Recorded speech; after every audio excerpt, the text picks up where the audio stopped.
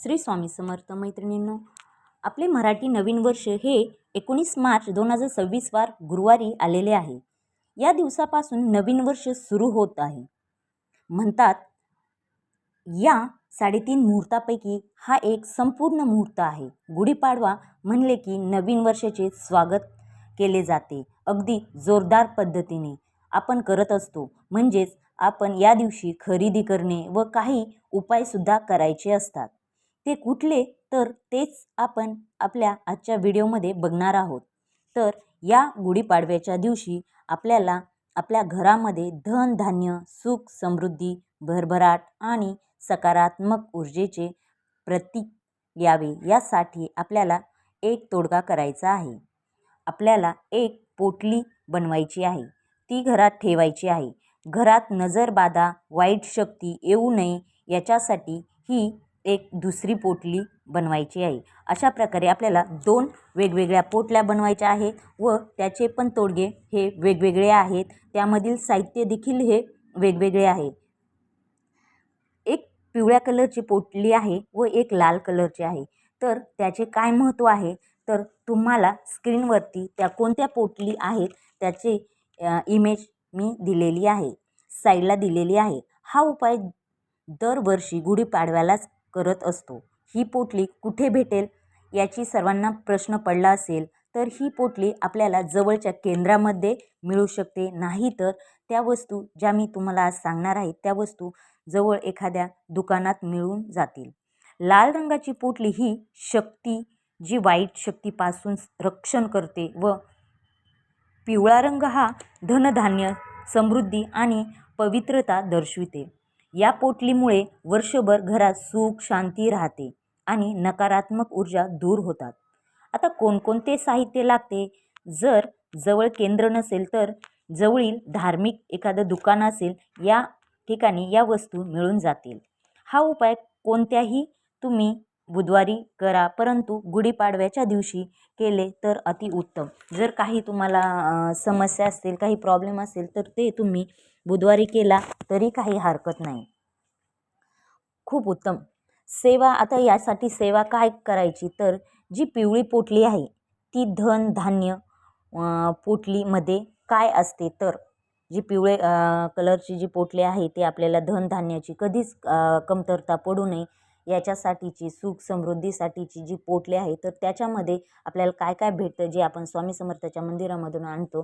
अगर तिथे नाही भेटली तर आपण घरच्या घरी जर हे सामान असेल तर अतिउत्तम। मागच्या वर्षी तुम्ही उपाय केलेले असेल त्या व्यवस्थित वस्तू असेल तर ते पण तुम्ही यूज करू शकता। तर एक हळकुंड त्यामध्ये मिळेल, त्याच्यानंतर एक हिरडा मिळतो, एक पॅकेट नागकेशर मिळते व मीठ हे आहे सर्व पिवळ्या पोटलीमधील सामान। त्याचबरोबर त्यात महाराजांचे पावले व 1 रुपयाचा कॉईन देखील असतो। हे सर्व सामान गुढीपाडव्याच्या दिवशी एकत्रित पोटलीमध्ये टाकायचे व अजून एक त्यामध्ये आपल्याला आपल्या घरातील गहू टाकायचे आहेत। गहू त्या पोटलीमध्ये डायरेक्ट टाकायचे नाहीत, कारण ज्या दुसऱ्या वस्तू आहेत त्याला कीड लागू शकते। अगर ते मीठ वगैरे आहे त्याच्यामध्ये तर ते ओलं होऊ शकते, ते खराब होऊ शकते। त्याच्यासाठी एखादी प्लॅस्टिकची कॅरी बॅग असेल छोटीशी त्याच्यामध्ये ते गहू टाका, ते सील पॅक करून त्या पोटलीमध्ये तुम्ही टाकू शकतात। कारण गहू तसे जर आपण टाकले तर मीठ वगैरे ते खराब होण्याची शक्यता असते मिठामुळे वगैरे। त्याचबरोबर आपल्या घरामधील 1 रुपयाची नाणी देखील त्यात टाकायचे आहेत। हा तोडगा करायचा आहे। ही सेवा कोणी करावी तर ही सेवा घरातील पुरुषांनी स्त्रियांनी कोणीही ही सेवा करू शकता। ही सेवा म्हणजेच कसे तर उजव्या हातात घ्यायची आहे ती पोटली, त्यामधील साहित्य घ्यायचे आहे, पोटली काढून त्यामधील साहित्य घ्यायचे आहे व आपल्याला एक माळ फक्त श्री स्वामी समर्थ श्री स्वामी समर्थ असा म्हणायचं आहे। तसं तर तुम्ही 11 माळी केल्या तर सोन्याहून पिवळं म्हणतात ना, तशातली गत आहे। खूपच हे परंतु आजकाल खूप धावाधावीचं हे चालू आहे, कोणाला वेळ नाही काही नाही, त्याच्यामुळे हा उपाय तुम्ही 1 माळ जप करून सुद्धा हा तोडगा करू शकताय। तर हा तोडगा कशासाठी तर धन धान्य कधीच धान्याची कमतरता पडू नये म्हणून हा उपाय ही सेवा व ही पोटली तयार केली जाते। आता ही पिवळ्या रंगाची पोटली आपल्या किचनमध्ये ठेवायची आहे, लक्षात असू द्या। किचनमध्ये अडकून ठेवा. किचनच्या वरती एखादा खिळा असेल तिथे ठेवा, नाही तर तुमचं फर्निचर बनवलेलं असेल तर तिथे एका मोठ्या साईडला जिथे आळ्या-जळ्या काही लागू नये, उंदरं वगैरे जाऊ नये याची दक्षता घेऊन ती व्यवस्थित अशा ठिकाणी ते किचनच्या वरती वगैरे ठेवा. फर्निचर असेल तर त्याच्यामध्ये, नाही तर ट्रॉलीमध्ये ठेवू शकता. सगळ्यांचे असे की ही पोटली आपण किचनमध्येच ठेवायची आहे हे लक्षात असू द्या.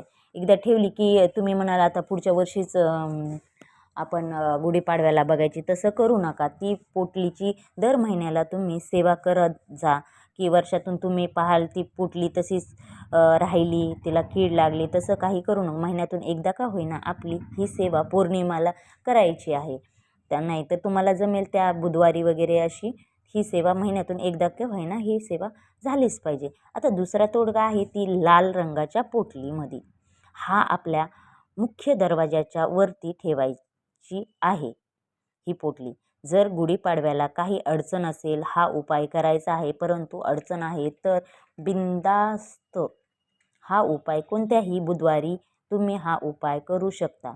या लाल पोटलीमध्ये काय आहे तर 3 इंचची वडाच्या झाडाची मुळी असते आणि एक हिरडा या लाल पोटलीमध्ये असतो. आता ही सेवा कशी करायची तर त्यामधील जे 3 इंचाचं वडाचं झाडाची मुळी आहे ती काढायची आहे. त्याच्यावर पाण्याने अभिषेक करायचा आहे.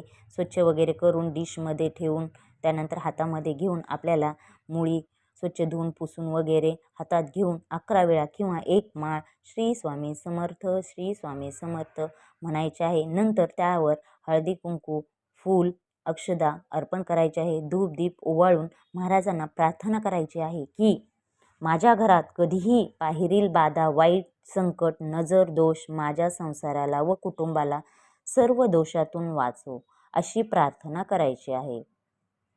रंग आणि हिरडा हे 3 इंचचे आहेत, ते लक्षात असू द्या. आणि ते लाल पोटलीमध्येच लाल कपड्याच्या पोटलीमध्ये ठेवलेले आहेत.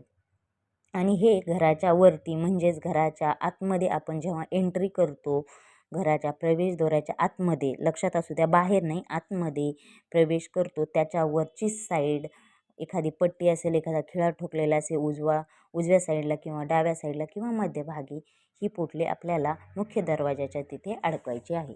अशा प्रकारे हा लाल रंगाच्या पोटलीचा उपाय आहे. आता आतल्या बाजूस उजव्या किंवा डाव्या कोणत्याही बाजूस तुम्ही हा पोटली ठेवू शकताय. आता गुढीपाडव्याच्या पोटलीचे काही विशेष महत्त्व आहेत. आता ज्या पोटल्या आहेत ते एक पिवळ्या कलरची व एक लाल रंगाची, तर धन आणि समृद्धी, त्याचबरोबर नकारात्मकता दूर करणे, शुभ मुहूर्त. तर हे जे आहे ते पोटलीचे. तर शुभ मुहूर्त हा गुढीपाडवा हा शुभ मुहूर्तच आहे 3.5 मुहूर्तापैकी. त्याच्यामुळे दिवसभरामध्ये तुम्ही कधी पण हा उपाय करू शकताय संपूर्ण दिवस. व आरोग्य व भरभराट व्हावी याच्यासाठीचा हा तोडगा आहे. अशा प्रकारे आपण हा जो उपाय सांगितलेला आहे हा तुम्ही आपल्या गुढीपाडव्याच्या दिवशी करू शकताय. जर तुम्हाला हा माझा व्हिडिओ आवडला असेल तर नक्की माझ्या चॅनलला सबस्क्राईब करा, लाईक करा आणि शेअर करा. आणि बेल आयकॉन बटन नक्की प्रेस करा नवीन अपडेट्ससाठी. आणि कमेंट्स बॉक्समध्ये लिहायला विसरू नका, श्री स्वामी समर्थ, श्री स्वामी समर्थ.